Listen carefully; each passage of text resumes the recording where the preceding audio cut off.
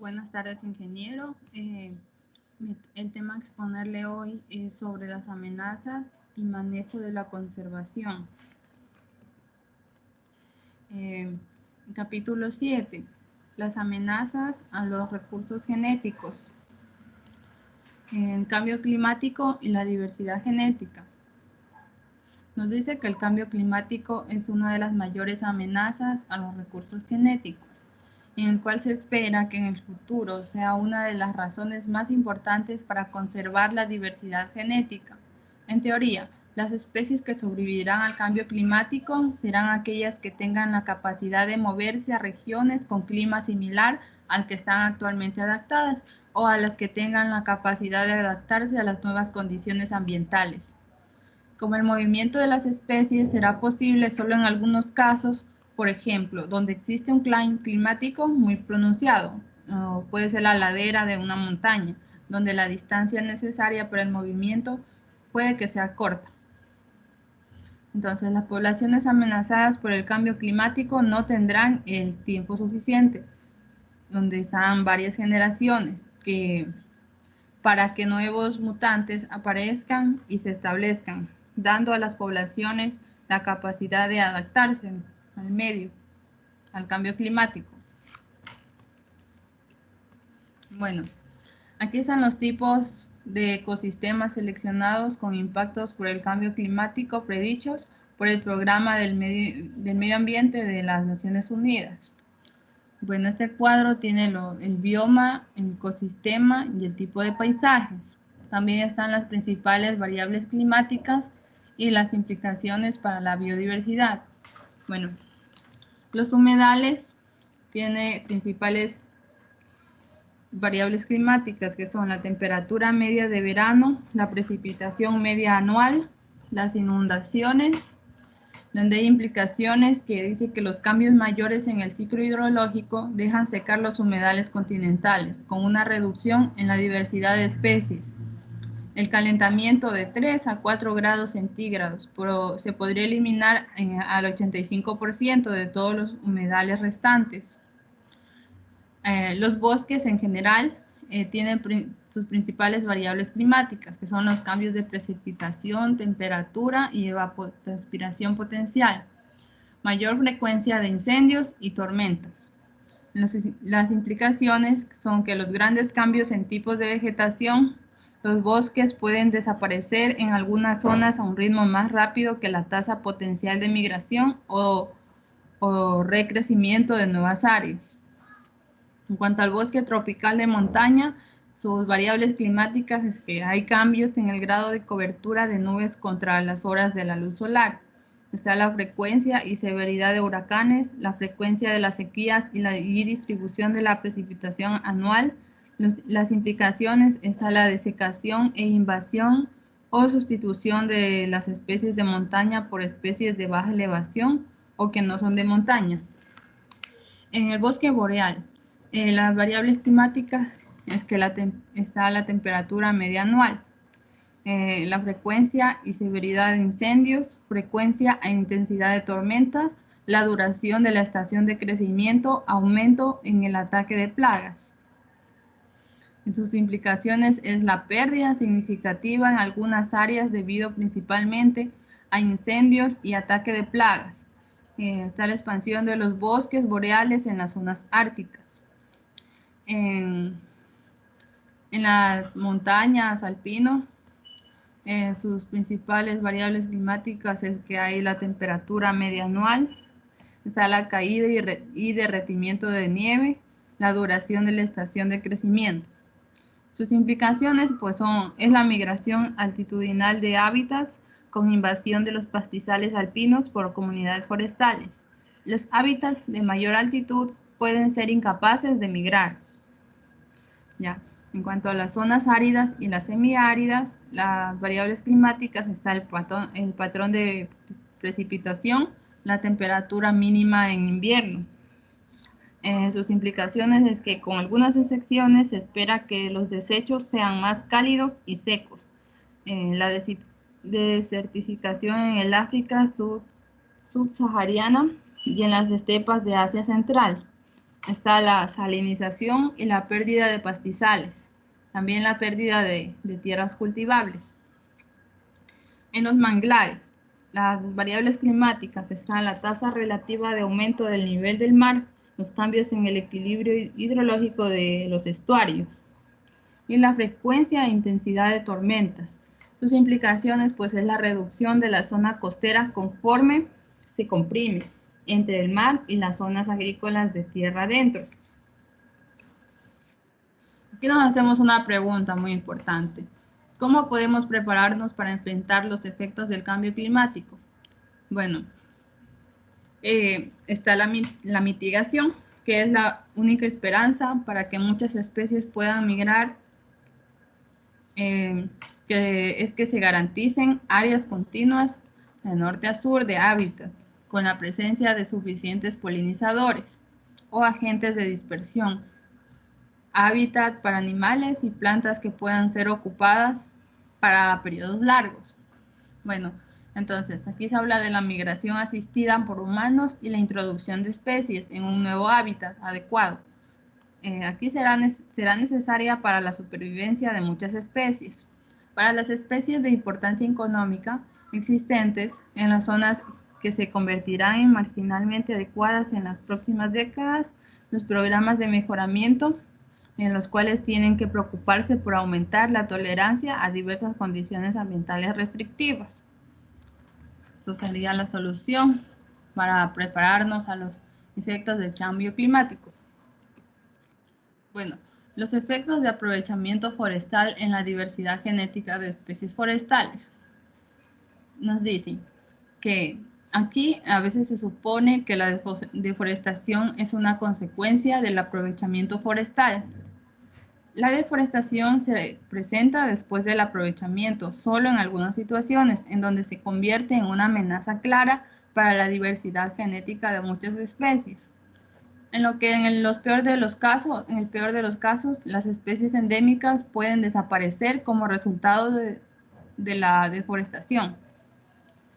Nos dice que en la década de los 80, el 8.4% de los bosques densos de África continental fueron destruidos por el cambio del uso del suelo. En los años 1978 y 1988, la tasa media anual de deforestación en la Amazonía brasileña fue aproximadamente de 53.000 kilómetros cuadrados por año, donde en casos extremos las especies desaparecen y en otros se destruyen. Las poblaciones con la pérdida asociada de la variabilidad genética y el potencial adaptativo. Están los efectos de la cosecha de productos forestales no maderables. Bueno, incluye los productos derivados de la caza, la pesca, la recolección de materiales para el uso medicinal, la recolección de frutos para el consumo local o de exportación. También la recolección de materia prima para artesanías naturales. Entonces, la definición de los productos forestales no maderables se definen de manera diferente en cada región. En general, incluye cualquier producto no maderable extraído de ecosistemas forestales para uso personal o comercial. Los efectos genéticos de la recolección de productos forestales no maderables varían dependiendo de la intensidad y del material recolectado. Si las flores o semillas se recogen de manera intensa, se puede reducir la viabilidad de la población, como consecuencia de la falta de regeneración. En este cuadro nos presenta los efectos de diferentes tipos de uso de los productos forestales no maderables sobre los recursos genéticos.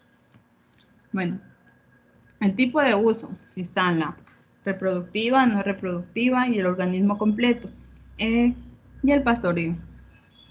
En la deriva es reproductiva, tiene selección directa, selección indirecta y el sistema de apareamiento, también el flujo genético. En la no reproductiva solo tiene selección directa. En el organismo completo tiene deriva y selección indirecta. En el pastoreo solo está la deriva.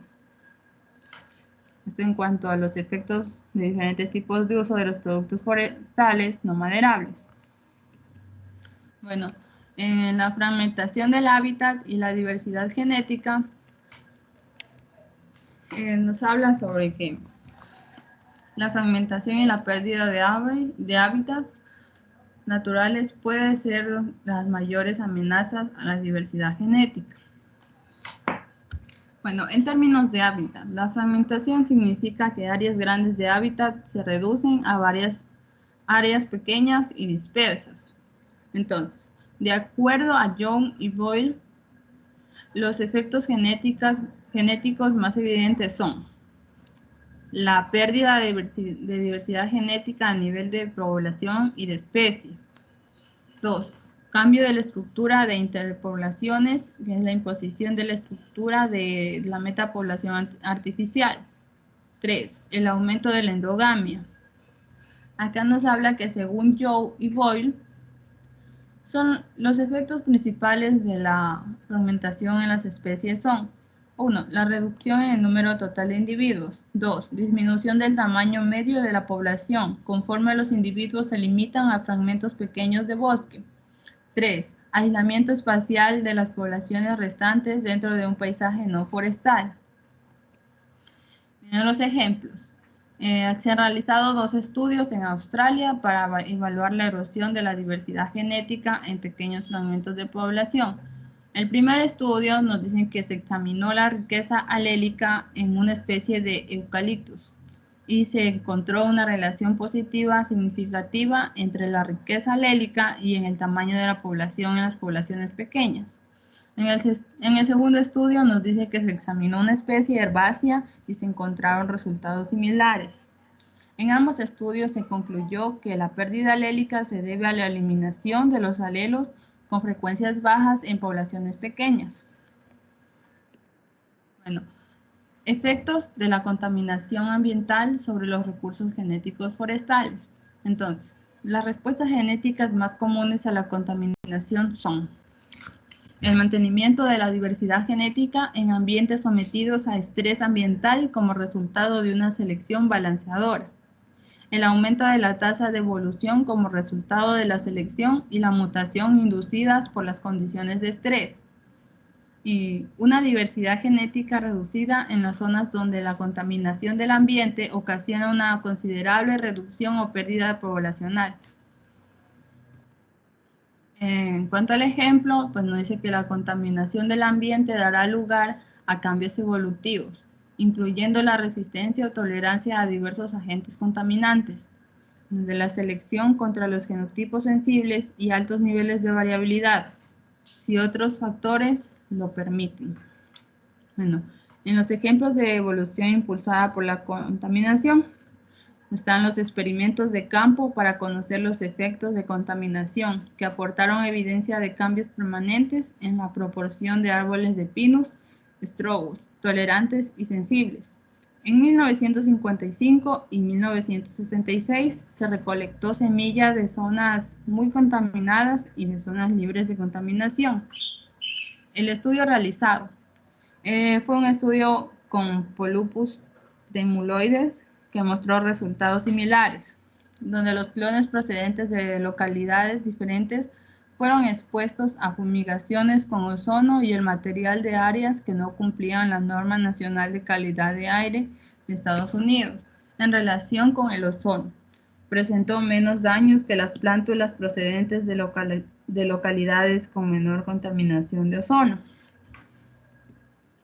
Los efectos de la invasión de especies exóticas sobre los recursos genéticos locales. Principalmente, las especies exóticas invasivas son especies introducidas voluntaria o involuntariamente a otro hábitat natural que tiene la capacidad de establecerse, invadir y desplazar a las especies autóctonas y apoderarse del nuevo ambiente. Jeffrey M.C. Nelly, científico en jefe de la UICN, que es la Unión Internacional para la Conservación de la Naturaleza, consideró las especies exóticas la causa de número de uno de extinción. La propagación e impacto de las especies exóticas está aumentando con el incremento del comercio mundial, donde los impactos negativos de las especies exóticas pueden ser consecuencia de la competencia por recursos limitados, la depredación y los efectos de agentes patógenos o parásitos nuevos. Los factores biológicos. Nos dice que los árboles han sido identificados como el grupo más exitoso de plantas invasoras en comparación con otros grupos de plantas en los hábitats naturales o seminaturales. Entonces, los factores biológicos que contribuyen a su capacidad invasiva incluyen características del ciclo de vida, es decir, alta capacidad reproductiva, un alto número de semillas. A nivel mundial, las especies de árboles más exitosas tienen semillas que son dispersadas por animales. También la ausencia de herbívoros competidores o plagas. Está la perturbación ecológica. Las invasiones generalmente ocurren en los ecosistemas seminaturales. Esto en cuanto a los factores biológicos. Las implicaciones para la conservación. Bueno, las interacciones entre los factores de amenaza plantean los mayores retos. Por ejemplo, el cambio climático intensificará las amenazas de las especies invasoras.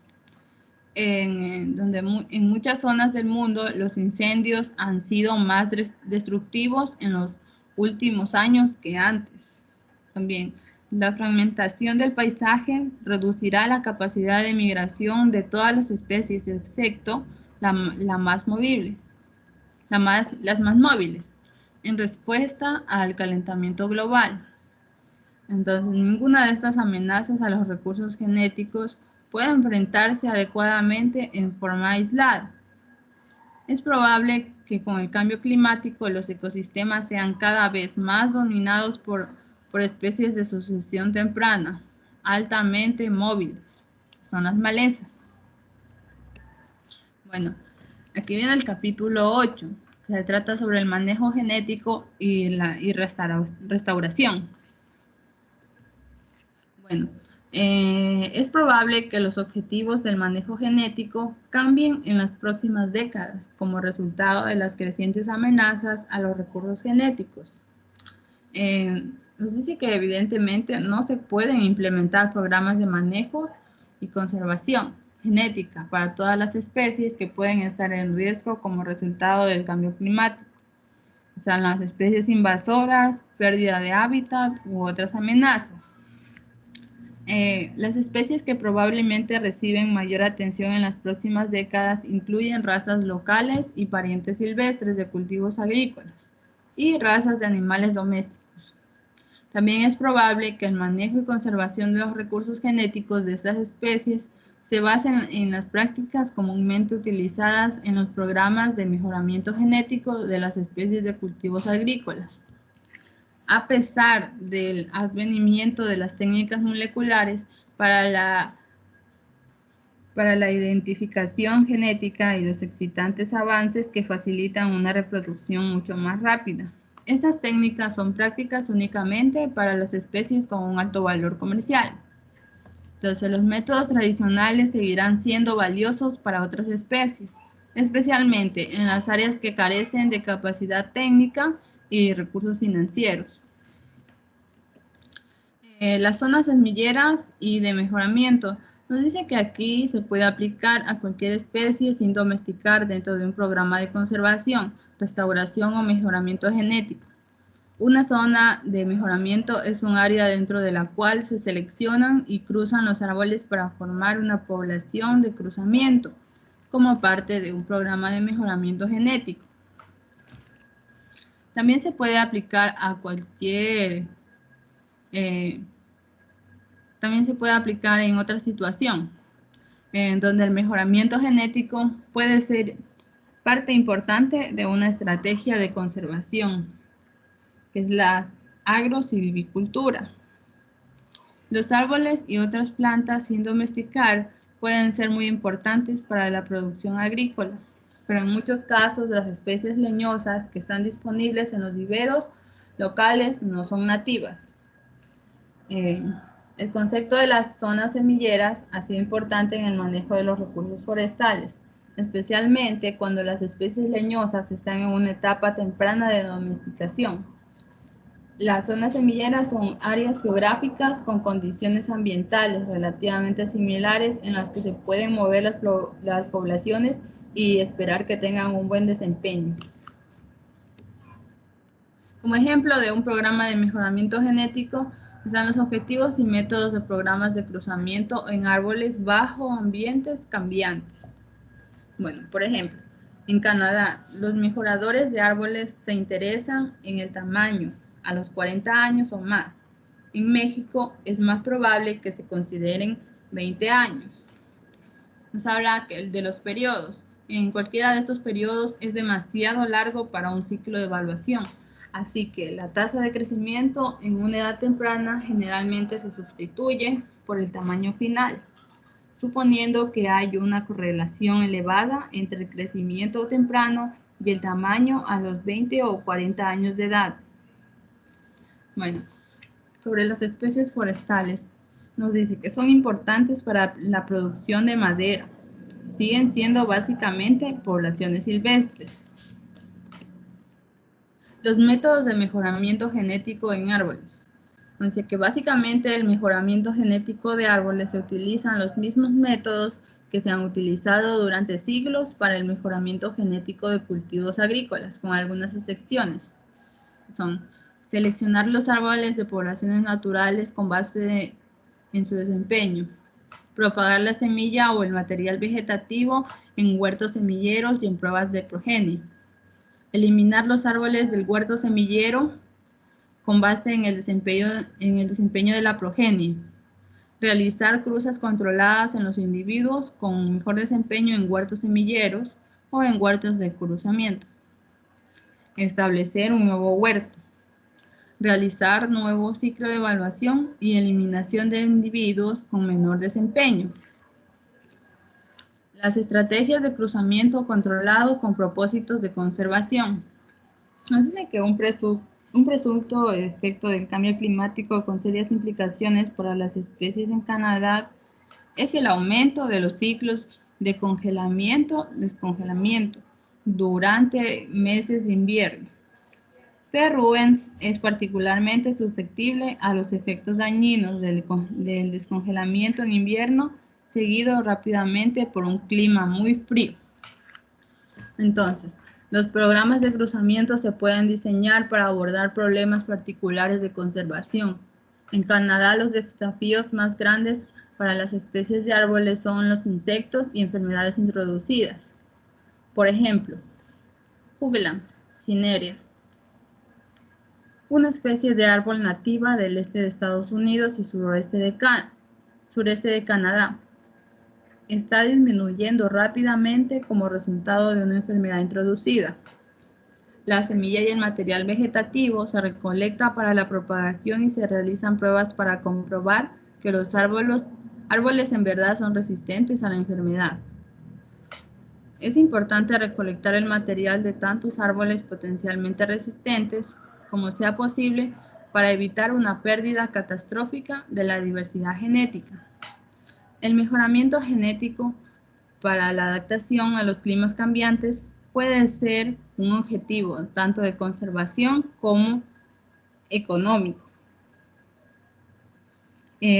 John Mahor y Alex Moxeller en el Servicio Forestal Canadiense en New Brunswick trabajan con P. rubens y P. mariana para desarrollar tolerancia a los regímenes cambiantes de temperatura invernal en Canadá.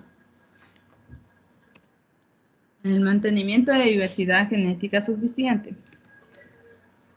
Habla que pocos mejoradores o ecólogos dudan de la necesidad de mantener la diversidad genética en las poblaciones de cruzamiento de los programas de mejoramiento genético y en las poblaciones naturales.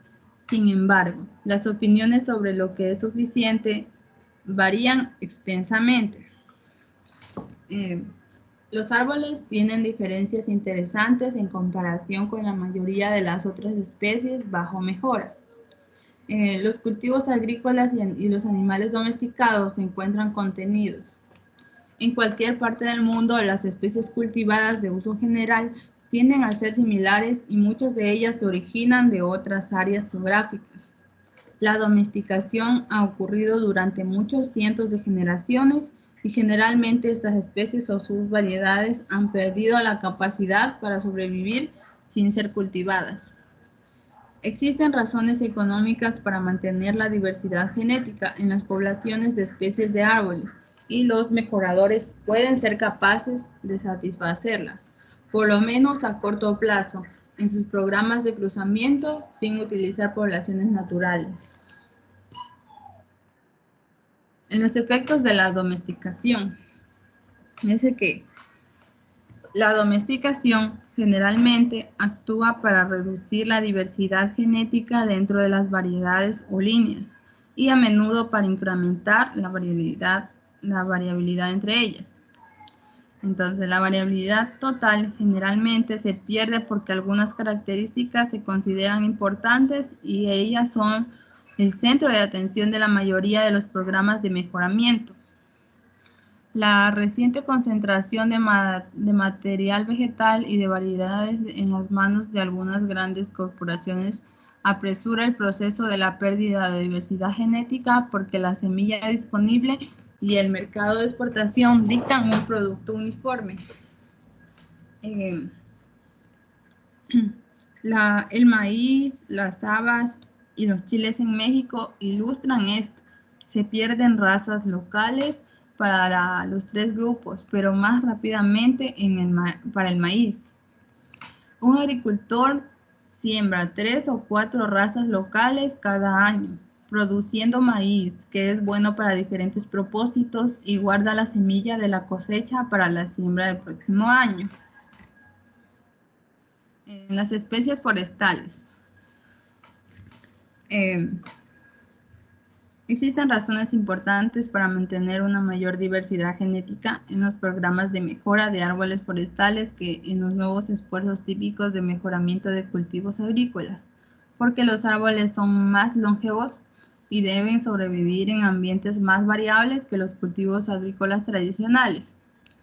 Los árboles forestales están en las etapas tempranas de domesticación, pero se han realizado estudios durante los últimos 15 años, principalmente por Geoffrey, el Casabí, en Bristol, Columbia, en Canadá Occidental, para examinar sus efectos. Tenemos el cuadro de comparación de medidas de diversidad entre poblaciones naturales y dos tipos de poblaciones de cruzamiento en Pinus taeda. Está la población natural, el sistema de cruzamiento de poblaciones múltiples, el sistema de cruzamiento jerárquico abierto. La población natural tiene 100% del OSI polimórfico. El número de alelos está en 2,63 y la heterocigosidad media esperada es de 0,213. En la población del sistema de cruzamiento de poblaciones múltiples tiene el 90% del OSI polimórfico. El número de alelos es 2,50 y la heterocigosidad media esperada es de 0,180. La población del sistema de cruzamiento jerárquico abierto tiene el 85% del OSI polimórfico, el número de alelos es 2,40, la heterocigosidad media esperada es de 0,181. En los animales del zoológico. Nos dice que el efecto de la domesticación en estas poblaciones se convierte en un problema solamente si hay una expectativa realista de disponer de un hábitat verdaderamente silvestre. Para los vertebrados en peligro, significa intentar proteger y quizás manejar las poblaciones naturales, así como programas de reproducción en cautiverio, generalmente en parques zoológicos. Existen también razones importantes para mantener una mayor diversidad genética en los programas de mejora de árboles forestales, en que los esfuerzos típicos de mejoramiento de cultivos agrícolas, porque los árboles son más longevos y deben sobrevivir en ambientes más variables que los cultivos agrícolas tradicionales. Las estrategias de conservación para lograr las poblaciones viables a menudo incluyen componentes tanto in situ como ex situ.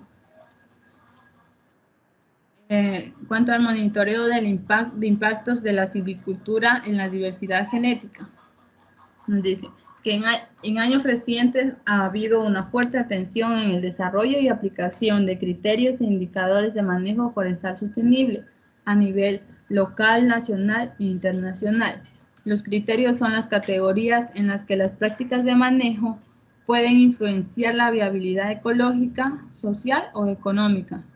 Los indicadores están diseñados para ser prácticos, fácilmente comprensibles y medidas del éxito en cumplimiento de los criterios.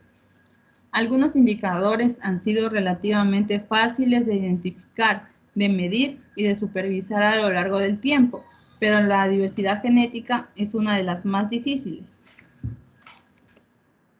En el estudio de caso está la ceguera hereditaria en una población de lobos en cautiverio. ¿Qué nos dice? El desafío de manejar pequeñas poblaciones reproductivas en zoológicos se ha convertido en más que un ejercicio teórico, debido al número cada vez mayor de especies animales silvestres que dependen de los programas de reproducción en cautiverio para su supervivencia. El problema es cómo manejar estas poblaciones de tal manera que se reduzca la frecuencia de alelos deleterios, sin perder diversidad genética en las poblaciones cautivas. La población cautiva desciende de 4 individuos, 2 de Finlandia y 2 de Suiza. Adicionalmente, en 1980 se agregaron 2 lobos rusos para incrementar el acervo genético. En 1993, el tamaño de la población era de 55 lobos. Se han guardado registros de cruzamientos desde el principio y los análisis indican una elevada endogamia que ha producido una depresión endogámica, incluyendo ceguera en algunos individuos. A lo largo de 7 generaciones, desde 1967, se han registrado 24 lobos ciegos y el origen se rastreó hasta los individuos finlandeses fundadores. Bueno, eso ha sido todo, ingeniero. Muchas gracias.